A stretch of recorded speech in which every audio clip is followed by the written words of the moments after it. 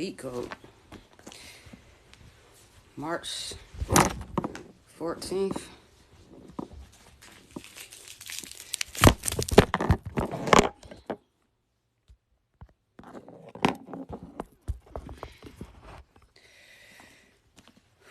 March the 14th.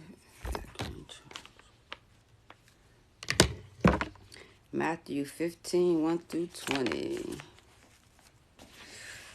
Jesus teaches about inner purity. Some Pharisees and teachers of religious law now arrived in Jerusalem to interview Jesus. Why do you disciples disobey our old age traditions? They demanded. They ignore our tradition of ceremonial hand washing before they eat. Jesus replied, and why do you, by your traditions, violate the direct commandments of God? For instance, God says, honor your mother and father, and anyone who speaks evil of father or mother must be put to death. But you say you don't need to honor your parents by caring for their needs if you give the money to God instead. And so by your own traditions, you nullify the direct commandment of God, you hypocrites. Isaiah was prophesying about you when he said, these people honor me with their lips, but their hearts are far away. Their worship is a farce, for they replace God's command with their own man-made teachings. Then Jesus called to the crowds and said, listen to what I say and try to understand. You are not defiled by what you eat. You are defiled by what you say and do. Then the disciples came to him and asked, do you realize you offended the Pharisees by what you just said? Jesus replied, every plant not planted by my heavenly Father will be uprooted. So ignore them. They are blind guides leading the blind. If one blind person guides another, they will both fall into a ditch. Then Peter asked Jesus, explain what you meant when you said people aren't defiled by what you eat. Don't you understand? Jesus asked him. Anything you eat passes through the stomach and then goes out the body. But evil words come from an evil heart and defile the person who says them.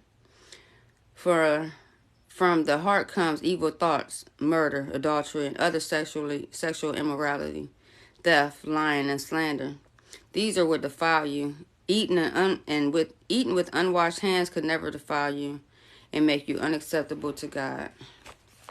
That's Matthew 15, 1 through 20. Next is Leviticus 24 and 25.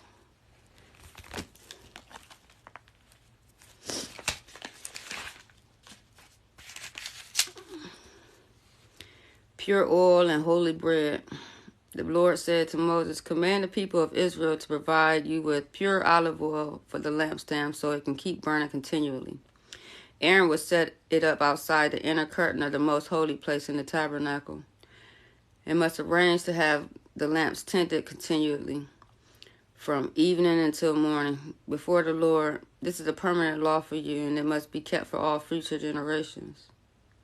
The lamps on the pure gold lampstand must be tended continually in the Lord's presence. You must bake 12 loaves of bread from choice flour using 3 quarts of flour for each loaf.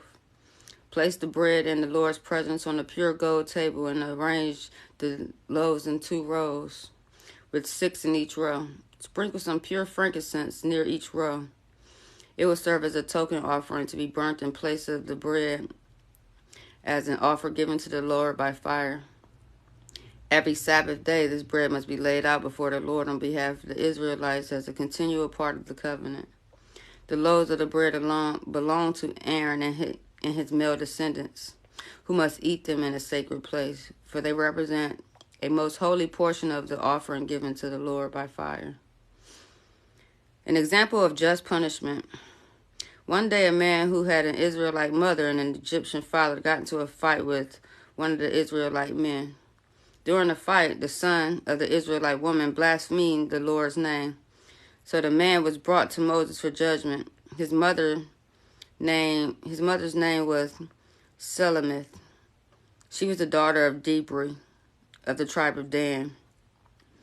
They put the man in custody until the Lord will and the matter should become clear. Then the Lord said to Moses, take the blasphemer outside the camp and tell all of those who heard him to lay their hands on his head. Then let the entire community stone him to death. Say to the people of Israel, those who blaspheme the God will suffer. The consequences of their guilt will be the consequences of their guilt and be punished. Anyone who blasphemes the Lord's name must be stoned to death by the whole community of Israel. Any Israelite or foreigner among you who blasphemes the Lord's name will surely die. Anyone who takes another person's life must be put to death. Anyone who kills another person's animal must pay it back in full, a live animal for the animal that was killed. Anyone who injures another person must be dealt with in accordance to the injury inflicted. Fracture for fracture, eye for eye, tooth for tooth. Whatever anyone does to hurt another person must be paid back in kind. Whoever kills an animal must make full restitution, but whoever kills another person must be put to death. These same regulations apply to Israelites by birth and foreigners who live among you. I, the Lord, am your God. After Moses gave all these instructions to the Israelites, they led the blasphemer outside the camp and stoned him to death, just as the Lord had commanded Moses.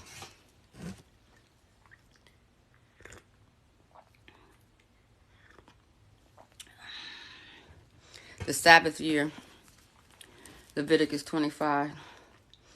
While Moses was on Mount Sinai, the Lord said to him, give these instructions to the Israelites.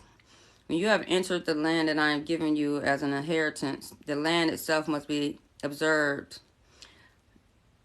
a Sabbath to the Lord every 7th year. For 6 years you may plant your fields and prune your vineyards and harvest your crops. But during the 7th year, the land will enjoy a Sabbath year of rest to the Lord. Do not plant your crops or prune your vineyards during that entire year. And do not store away the crops that grow naturally or process the grapes that grow on your unpruned vines. The land is to have a year of total rest. But you, your male and female slaves, you hired servants, and any foreigners who live with you may eat the produce that grows naturally during the Sabbath year. And your livestock and wild animals will also be allowed to eat of the land's bounty. The year of Jubilee. In addition, you must count off 7 Sabbath years, 7 times 7, adding up to 49 in all. Then on the day of an atonement of the 50th year, blow the trumpets loud and long throughout the land. This year will be set apart as holy, a time to proclaim release for all who live there. It will be a jubilee year for you, when each of you returns to the land that belongs to your ancestors and rejoins your clan. Yes, the 50th year will be a jubilee for you. During that year, do not plant any seeds or store away any crops that grow naturally. And do not process the grapes that grow on your unpruned vines. It will be a jubilee year for you, and you must observe it as a special and holy time. You may, however, eat the produce that grows naturally in the fields that year. In the year of Jubilee, each of you must return to the lands belonging to your ancestors. When you make an agreement with a neighbor to buy or sell, you must never take advantage of each other. When you buy land from your neighbor, the price of the land should be based on the number of years since the last Jubilee. The seller will charge you only for the crop left until the next years of Jubilee. The more the years, the higher the price. The fewer the years, the lower the price. After all, the person selling the land is actually selling you a certain number of harvests. Show your fear of God by not taking advantage of each other. I, the Lord, am your God. Gotta get my dog.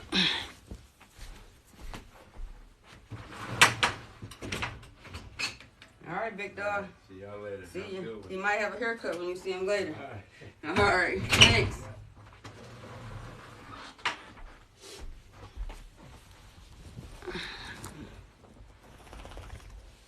It's cold outside. Hold up. Ugh. Take this jacket off. Ooh, Max. It's not snow all on you, buddy. Ugh.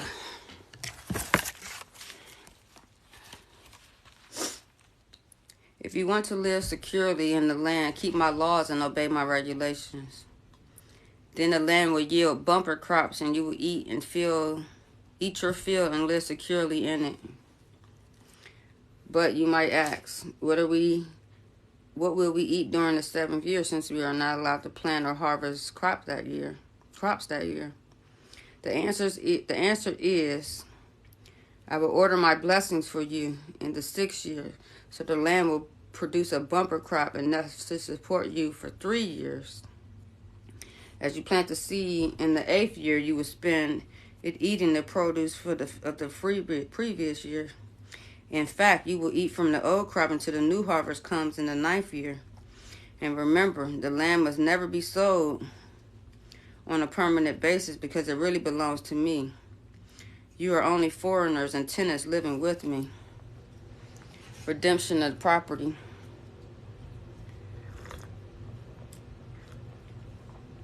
With every sale of land, there must be a stipulation that the land can be redeemed at any time. If any of your Israelite relatives go bankrupt and are forced to sell some inherited land.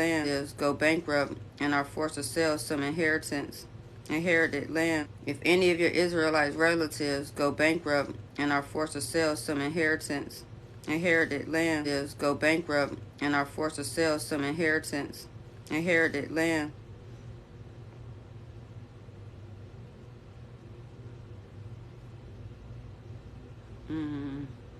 A close relative, a kinsman, redeemer may buy it back from them.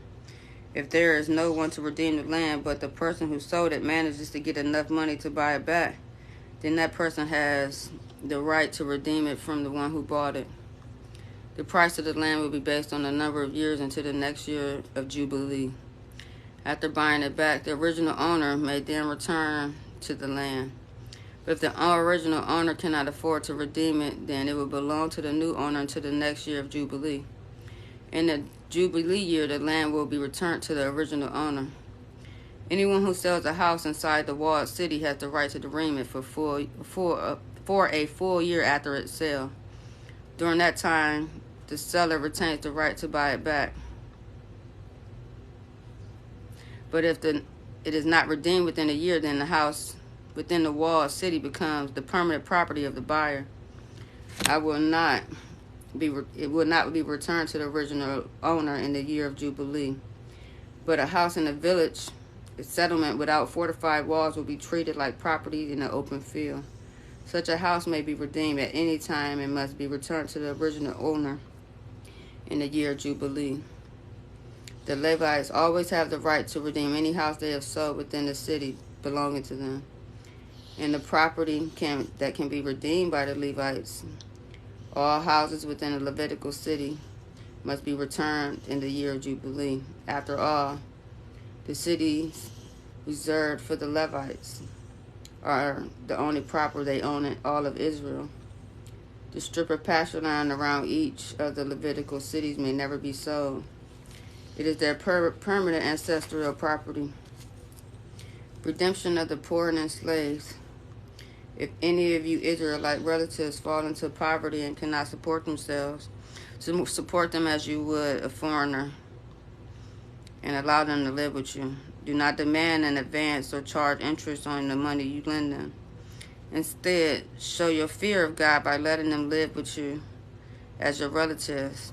Remember, do not charge your relatives interest on anything you lend them, whether it money or food. I, the Lord, am your God, who brought you out of out of Egypt, to give you the land of Canaan and be your God. If any of your Israelite relatives go bankrupt and sell themselves to you, do not treat them as slaves. Treat them instead as hired servants or as resident foreigners who live with you. And they will serve you only until the year of Jubilee. At that time, they and their children will no longer be obligated to you, and they will return to their clan and ancestral property. The people of Israel are my servants, whom I brought out of the land of Egypt, so they must never be sold as slaves. Show your fear of God by treating them well, and never exercise your power over them in a ruthless way. However, you may purchase male or female slaves from among the foreigners who live among you. You may also purchase the children of such resident foreigners, including those who have been born in your land. You may treat them as your property, passing them on to your children as a permanent inheritance. You may treat your slaves like this, but the people of Israel, your relatives, must never be treated this way. If a resident foreigner becomes rich, and if some of your Israelite relatives go bankrupt and sell themselves to such a foreigner, they still retain the right of redemption. They may be bought back by a close relative, an uncle, a nephew, or anyone else who is closely related. They may also redeem themselves if they can get the money. The price of their freedom will be based on the number of years left until the year of Jubilee. Whatever it costs to hire a servant for the number of years. If many years still remain, they will repay most of what they received when they are sold themselves. If only a few years remain until the year of Jubilee, then they will repay a relatively small amount for their redemption. The foreigner must treat them as servants hired on a yearly basis. You must not allow a resident foreigner to treat any of your Israelite relatives ruthlessly. If any Israelites have not been redeemed by the time of the year of Jubilee arrives, then they and their children must be set free at that time. For the people of Israel are my servants, whom I brought out of the land of Egypt. I, the Lord, am your God. Leviticus 24 and 25. Today we read in Ecclesiastes 1 through 11.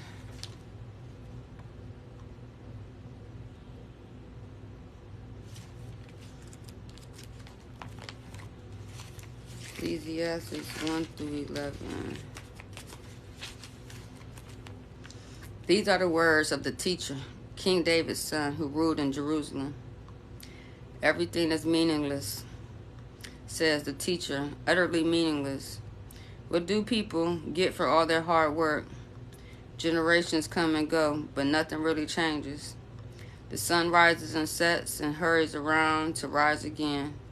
The wind blows south and north, here and there, twisting back and forth, getting nowhere. But the rivers run into the sea, but the sea is never full.